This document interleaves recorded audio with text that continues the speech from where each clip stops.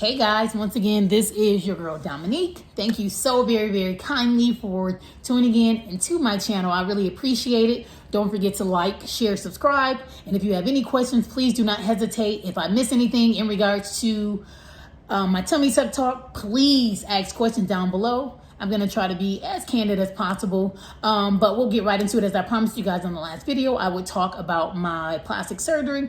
So the two procedures that I had was, I had breast augmentation, which is a breast lip. So nothing was added in, nothing was added, I'm making up words, nothing was added in. This is my own breast tissue. And then I had a tummy tuck with muscle repair. And then I did have liposuction of my lower flanks and I believe my upper flanks. I don't know.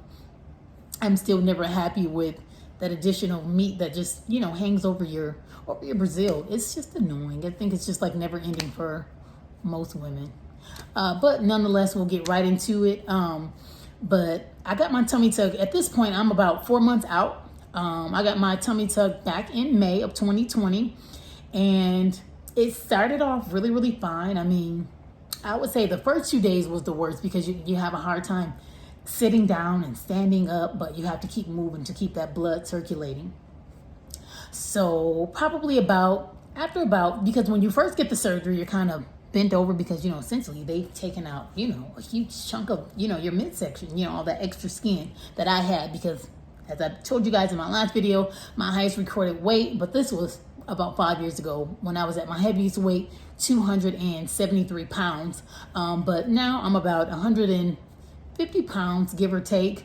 But nonetheless, about maybe 2 weeks out, I was, you know, walking up straight, feeling good, you know, thinking about maybe getting back out on the track or whatnot. But I did notice that things kind of took a turn, and I noticed that my pelvic area and my lower left side of my stomach was swelling. It was, start to swell back up, and I was feeling like I could barely walk. So I did call my surgeon. And he's like, oh, no, Dom, you know, you're just freaking out. You know, you've been a drama queen. And I'm just like, no, I definitely know that there's something wrong. And I will be in your office and you're going to see me and you're going to get this fixed. So long story short, I go into his office. He has, you know, he takes me back and he has this little tool and he cuts me open and he takes like this, not like really big, but, you know, big enough. And so he takes this little syringe thing and he sticks it in there and extracts some of the fluids out. And it may sound a little graphic, but it was kind of like a blood pus mixture. And it kind of resembled chocolate milk. And the smell, oh my goodness, the smell was horrendous. But, you know, so he ended up discovering that I did develop an abscess. At that point, he went ahead and put me on antibiotics. I was on antibiotics for maybe an additional 2 weeks. It still really wasn't healing. And then at this point, I'm going to the doctor every other day and he's packing it. And then the packing gets full and then I'll have to take it out. And it's like this little string with all this, you know, pus. And it was just gross.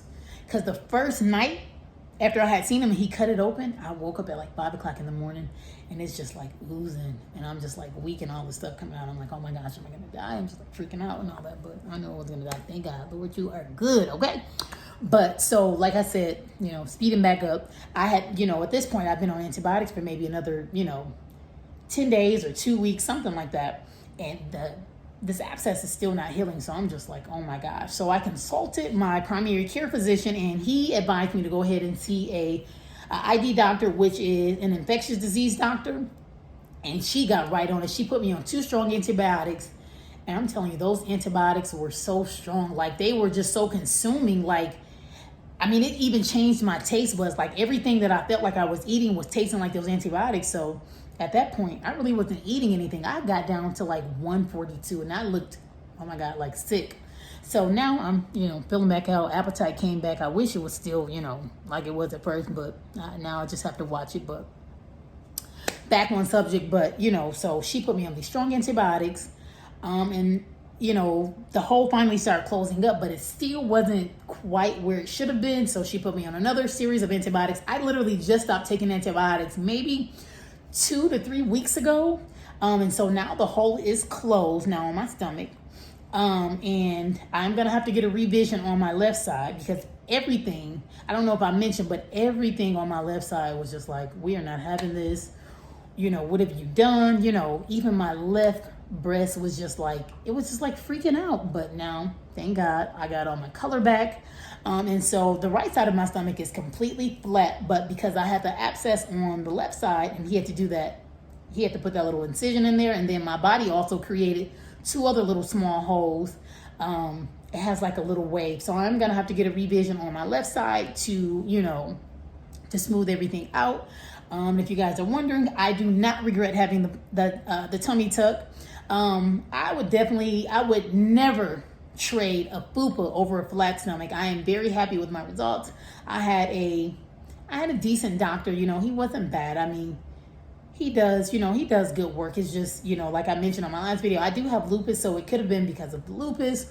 Who knows? I did follow all of their instructions, but sometimes our body just reacts differently to different things. But right now at this point, I am 4 months out. And so I will go and see my doctor again this week. And at that point, we'll go ahead and reschedule the revision. But I don't want to do it too soon because I know my body is still, healing from the abscess, and I don't want to, put too much stress on my body. But I would definitely recommend plastic surgery if you've lost a huge amount of weight, because after losing weight, everything is just going down south. We want everything to stay up north. But, some people are able to work out and they get pretty good results. I mean, I work out too, but I mean, it really doesn't matter how much you work out. If you have that, excess skin, you're going to have excess skin unless, someone cuts it off. But I am really happy with my results. If you have any questions about getting a tummy tuck, and I kind of just pretty much told you guys about the abscess, but like, it really wasn't that bad, but I did feel like extremely tired. Like, I feel like my strength is just now coming back now, maybe 4 months out, but my energy, it just zaps your energy. Like, I just wanted to literally just stay in bed, like literally all day. Like, it was just really tiring. But the healing process wasn't too bad. I mean, I don't know. I'm thankful for my family and friends, that came and supported me, came down to visit me, and, so it's not too bad, but it is a different type of experience. And then I'm just now at 4 months, just now being able to lay on my stomach, and I still can't even lay on my stomach all the way comfortably. I'm still numb. Like all of this mid area, it feels numb. It's like really weird.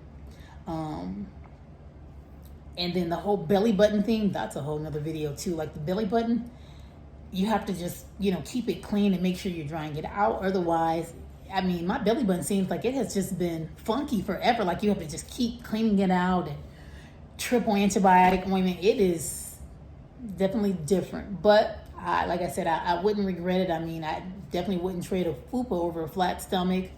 Like I said, I'm grateful that God was able to bring me through this. But I would definitely recommend if you want to feel better about yourself, but you should still also love yourself where you are. Because I also feel like, after getting plastic surgery, you also, start noticing other things that are wrong with you. And you're just like, oh, well, I'll get this fixed and I'll get this fixed. So I don't know. Plastic surgery has its pros and its cons, but I definitely wouldn't take it back. I don't regret it. And I would do it all over again. I do not want a fupa, and I do not want tennis and socks balls breasts. Or did I say that right? Or nickels in a sock, or I don't know. But I am happy. I probably said that wrong, but you guys know that saying. You guys know what I'm talking about. But I wouldn't regret it. I wouldn't take it back. It's not everybody's journey. But if it's a journey that you choose to take, don't let anybody make you feel bad, and make your decision for yourself. And just know all the ups and downs and the pros and cons. Consult your physician and have a support system. So that is all. And if you guys have any suggestions on any other videos, put it down in the comment section below. My next video, I am going to talk about, drumroll, lupus.